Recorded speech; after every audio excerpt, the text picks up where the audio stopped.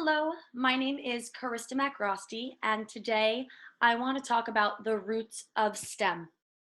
I am a music educator in South Florida, and a lot of times people don't usually combine the arts with STEM. Everyone in the music field is pushing for STEAM.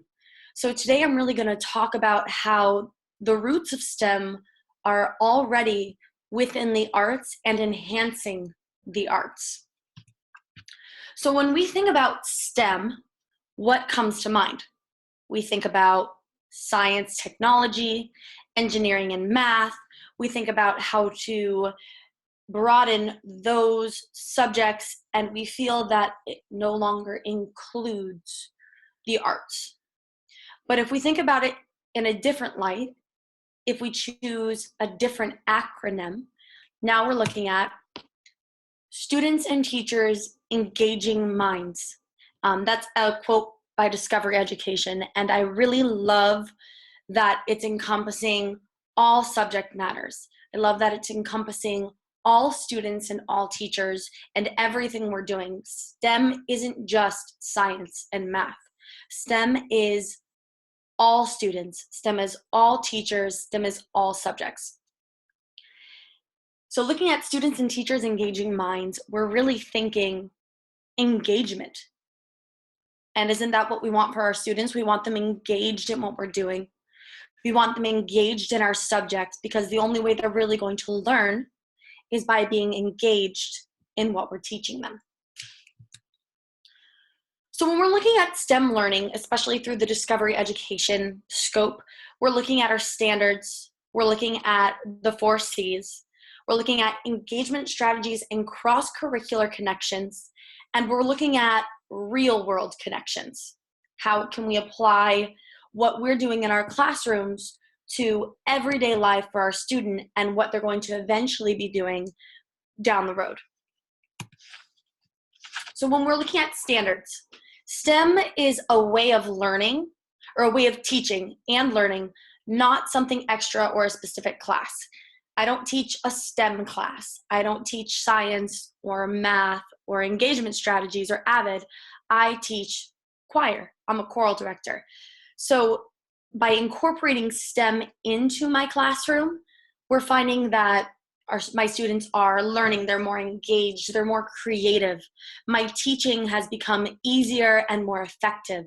My kids are really grasping concepts that are attached to my standards and aligned with my standards without me having to find ways to really incorporate it into what I'm doing every day. It's STEM seamlessly entered into my music classroom with no problems. When we're talking about the 4 C's, we're talking about creativity, critical thinking, communication, and collaboration. Something that we do every single day as educators and as citizens in the community. We want our students to be in the same light. We want them to be creative. We want them coming up with their own ideas. We want them inferring ideas. We want them addressing different things that could be part of bigger connections. We want them critically thinking. We want students to be thinking outside of the box. We want them to be coming up with ideas that are their ideas, not spoon-fed answers. We want our students communicating with each other effectively. We want them telling each other, this is what I think the problem is. This is why I disagree with you. We want them debating. We want them debating with each other. We want them talking to each other. We want them collaborating. Now they're coming together with their ideas.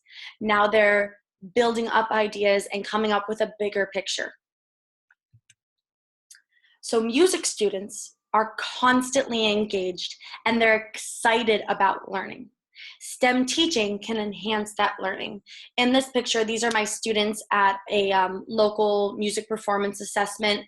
They took everything that they were learning in the classroom, all of our music and picking up music and reading it and prepared pieces and going into a competition, a judged competition, and performing for an audience. They were engaged, they were excited. They were ready for a challenge, and they took it, and it was awesome. We came back with superiors, and they couldn't be more excited to start learning something new and getting ready for the next adventure in the class. I love the DENS SOS strategies. I use them all the time in my classroom. I think they are engaging. I think they are creative. I think they're great for cross-curricular connections. They incorporate writing and reading and engagement and ending and quick formal assessments. They're fantastic. 3 things that are not really included in the SOS, but that are great engagement strategies that I like to use are video groups, sectionals with listening, a turn and talk, so students are communicating and collaborating, and then what would be missing without the other subjects. So a couple of pictures I have up are incorporating the video groups, the turn and talk, and what would be missing. In the top corner, I have a student videoing, so we're bringing technology into the classroom. The students love that they get to use their cell phones in class, and they're able to really identify what problems they're having. They're able to analyze what vocal technique issues are physically arising when they're looking at themselves. So one student pulls out of the group, takes her phone, and videotapes the ensemble performing. So I have them in small sections, small ensembles, and in this particular picture, they're singing a Spanish piece called El Vito. They're looking at their vowel alignment. Are all of their vowels matching? They're looking at their posture. Are they slouched over? Are they pulled too far back? Are they perfectly aligned? They're looking at their breath support. How are they breathing? How is the sound spinning out? And they're looking at the lift that occurs right here when they're singing to create a really tall, mature sound for the ensemble. When singing in a group, we constantly have to be cognizant of what we are doing as well as how we are fitting into the ensemble. It's an individual accountability within the team effort. How can we collaborate together while still being held accountable for the work that we are doing as individuals within a bigger picture? In the bottom picture, you'll see students are turned and talking with packets in their hands. These are sight reading packets. Students learn how to pick up a piece of paper and sight read, so read a piece of music that they've never looked at before. They sing it through the first time. So every student receives 30 seconds to look at this example in silent study. They study through the example, then we read it all together as a large ensemble. Once that's done, every student rates themselves on a scale of 0 to 4. That includes rhythmic value, melodic value, posture, breathing, and vowels. And then we rate ourselves on an ensemble scale, 0 to 4. How did we perform as an ensemble? After that, I give them 30 seconds to turn and talk to their neighbor about something that they did well, something that could have been improved, and something that they were struggling with that they could use help with. So they turn and they communicate with each other and they collaborate on ways to fix the problems. The larger picture on the other side is what would be missing without. And I love cross-curricular strategies in my classroom. I think it's very important to be supportive of the other subjects at our school and be there to help enhance what they're learning in math, what they're learning in science, in language arts, in history. So I break it down, and every song has a little element of every subject. So when we're talking about integration and cross-curricular connections within music, I'm saying, what would be missing without math in this musical score? What would be missing without science in this musical score? So without math, we would lack a rhythmic structure. We would lack a beat. We would lack our time signatures and our counting and our measures. Without science, we wouldn't have sound waves. We wouldn't have the anatomy to create those sounds that we're producing in the music. Without social studies, there's no historical context to the music. Every song has a story, and usually those stories are connected to what was going on during that time period. Why did classical composers typically compose masses? Because religious was such an important element in that era. Why is the Star Spangled Banner written for our country? Because historically, he was the composer was writing about what he was watching happen as it was happening. Language arts, every song tells a story. Every piece of music is going to convey some kind of storyline, whether it's instrumental or choral. Luckily, I am in a text-based subject, so we're able to analyze the story of the text that we're singing and come up with the context. What does it mean? Why are we singing this? Who is this about? Who are we singing to? Who are we in the music? What is the theme of the concert that we're performing in? So they have to analyze text. They have to tell me historical content. They're reading music, they're reading words, they're reading grammar, they're reading all different elements of language arts. So when we take out any of those specific elements, a piece of music isn't whole. The piece of music isn't the same. We're lacking certain structures.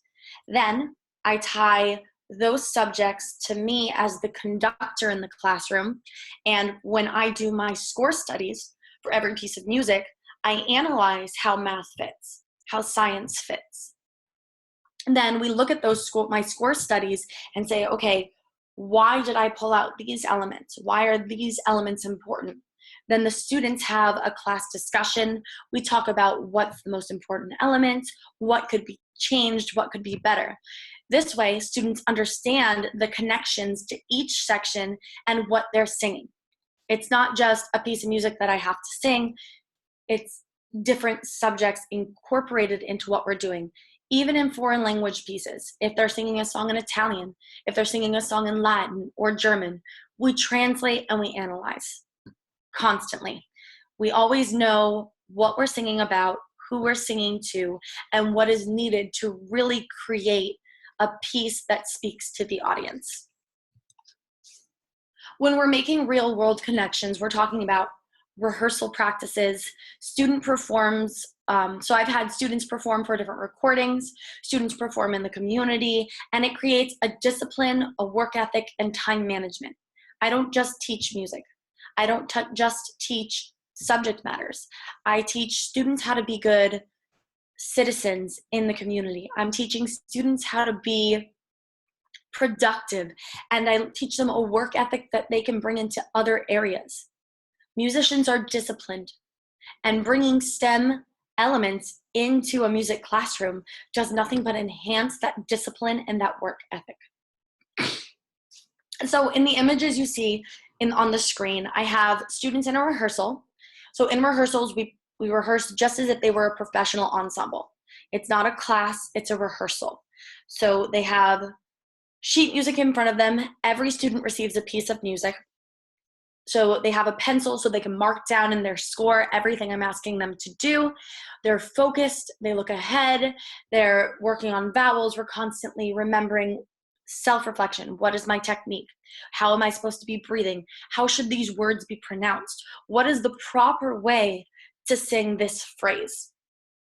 Above that, I have students in a recording studio. We performed for our Sounds of the Season this year for our district. They were brought into a live recording studio. They had to be professionally dressed. They were on risers. They had to do several retakes of things that weren't quite where they needed to be. They were under stage lights, and they had real microphones in front of them so they could actually see the elements that go into a sound recording. And on the left, I constantly have students performing in our community. So this was at a local retirement home. The students went out and they did a holiday concert for the local retirement home to show them that charity is important. We're teaching our students how to be good people. It's not just subjects, it's not just elements. And bringing in all of these STEM elements teaches our students how to be in the real world. How can they incorporate a love for music in their other classes, in the real world, in a career that is outside of a music career, while still bringing those STEM elements into that. So when we're thinking about STEM, we need to stop saying it's science, technology, engineering, and math. And we need to start saying it's students and teachers engaging minds. STEM is what music is doing and what it has always done. STEM doesn't take away from the arts. STEM doesn't take away from my music classroom. It does nothing but enhance all of the elements I'm already teaching. So to conclude, each individual in your classroom is like a single note. Together, we create a masterpiece. Every student is important. Every student provides something, gives something. Look for that, and then use these strategies and these engagement skills and these connections to really enhance our students, to make them better at what they're doing, to make them the best people that they can be. STEM music education is teaching students to be individually accountable within a group effort. Thank you.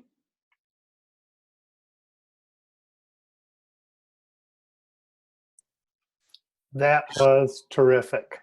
Thanks. Well done. Awesome.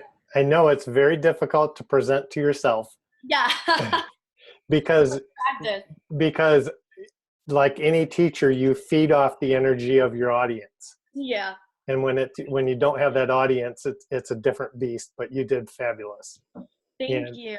I really like what you do with your students, and that you give them that full exposure to all the different elements and subject areas that music impacts. I really think it's important to forget that I'm already teaching all of the subjects. It's just in a class that's a little bit more fun than the other ones. Yeah. When you were talking about that, what came to mind was Billy Joel's "We Didn't Start the Fire." Oh, yeah. And the video that's associated with that you can find on YouTube. That one was an eye-opener for me, that it was like, oh my gosh, I had no idea the story he was telling until I saw the video associated with it. And a lot of things are misconstrued until we go and actually look at like all of the different elements. People are like, oh, this is a really cool song, and then they like read into like what it actually means to the artist, and you're like, wow, I didn't see that. Right. So I think it's really important that not just that music educators look at STEM as if it's, STEM is very important. I think it's really eye-opening for me, because when my principal first asked me to be a STEM teacher, I was like, I teach music, right? And he's like, yeah, we want other subjects to go there. And I'm like, oh, okay, cool. Sounds good. Yep. So it was awesome. Thank you so much for letting me present. I couldn't believe that it reached so many people. Yeah, it did. I only sent it to, who did I send it to? I sent it to Ava and Julia, because they were like, oh, that's really cool that you're presenting. I would love to see it. I'm like, sure. Oh, wow. Oh, excellent. Very nice job. I'm going to stop the recording.